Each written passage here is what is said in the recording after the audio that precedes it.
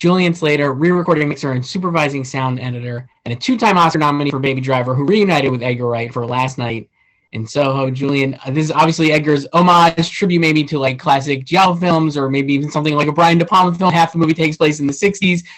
When you started talking to him about the sound design, were those conversations like, was that kind of like built in? Like, how did you guys talk about how it would sound, I guess? And like, would you try to like harken back to those things that it's referencing? Yeah, I think the main initial starting point with him talking, in early discussions was the two worlds of Soho. Actually, it wasn't necessarily the reference to the 60s or the movies that were perhaps inspiring Edgar. It was very much Soho being this place of, it's a movie of two worlds anyway, between modern day Ellie's Soho and 1960s Sandy Soho, but also Soho in of itself is this split personality place that I spent most of my life working in, and it's it's a bustling metropolitan place by day, and then by evening it turns into this kind of huge nightclub with various different streets playing out as different areas of the nightclub, and then into the night it starts to get much darker. So the initial kind of conversation was, how do we make the two worlds of Soho, night and day, become this kind of play on that, become kind of light and darker, and using those two worlds. And then once we got stuck into it, I think we came on, I think week 2 of director's cut, because Edgar likes to get us on pretty early. And that's when we started to think about, okay, what can we try and do with this show that's perhaps different to what we've done before? And then you think of like the era, 1960s, there was a lot going on, not only the movies that we're kind of paying homage to, but in music technology, there was a lot going on, a lot was changing in the 60s. And we kind of, we decided to go on a much more kind of analog route that we would normally go with. And perhaps, the way that Edgar shot it, there's a lot of in-camera stuff. And so I feel like it's quite an organic movie in of itself.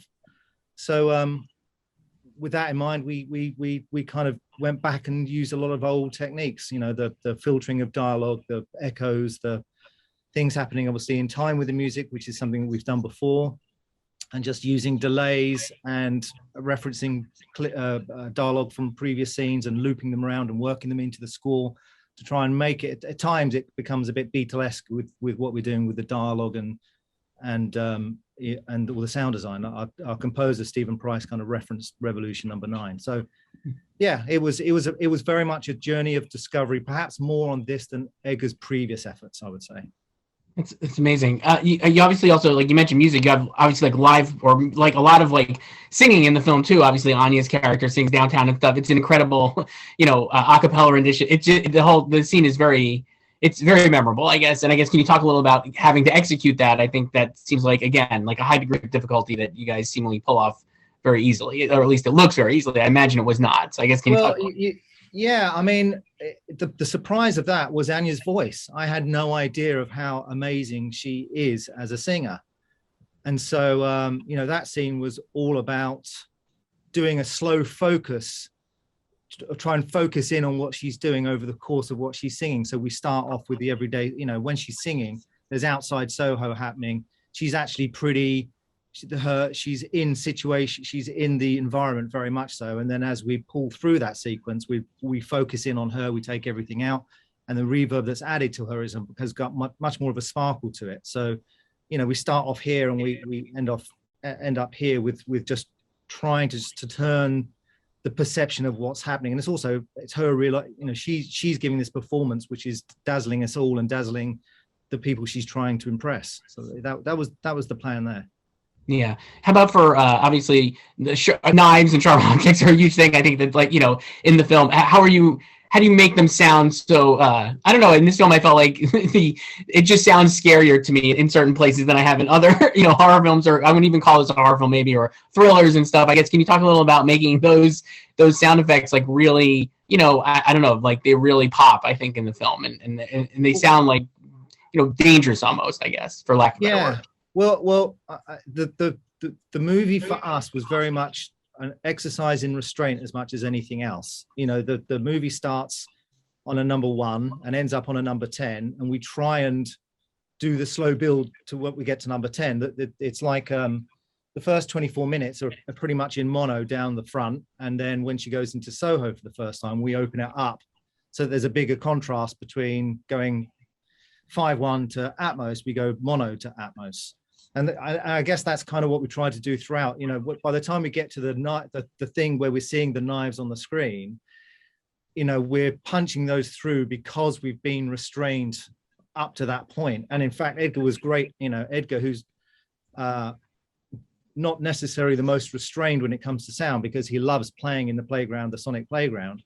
He would be the one who would say to us, look, at this moment in time, let's just peel back, let's pare back, let's not have this and not have that, let's keep our powder dry for the scene coming up in, you know, 20 minutes time. So I think doing those things and holding back and having restraint gives you the dynamic power to kind of come in stronger and harder later in the movie. Yeah, that definitely makes sense. Obviously, like you said, you've worked with Edgar before. He's an incredible filmmaker, and I do think like his films have a very specific sonic, like, you know, feel and sound, not for lack of a better word, I guess. You know, how is your working relationship with him developed, and like, you know, what do you like about, you know, getting to work with him, I guess?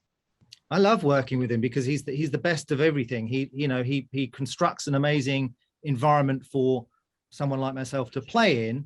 He has these initial ideas, but then he throws the ball over to me and my sound team, and I guess also based on nearly 20 years of working with him, there is no fear of failure. There is no, you know, and the whole crew is well versed in working together. It's the same composer, same editor, same even DOP, who I know.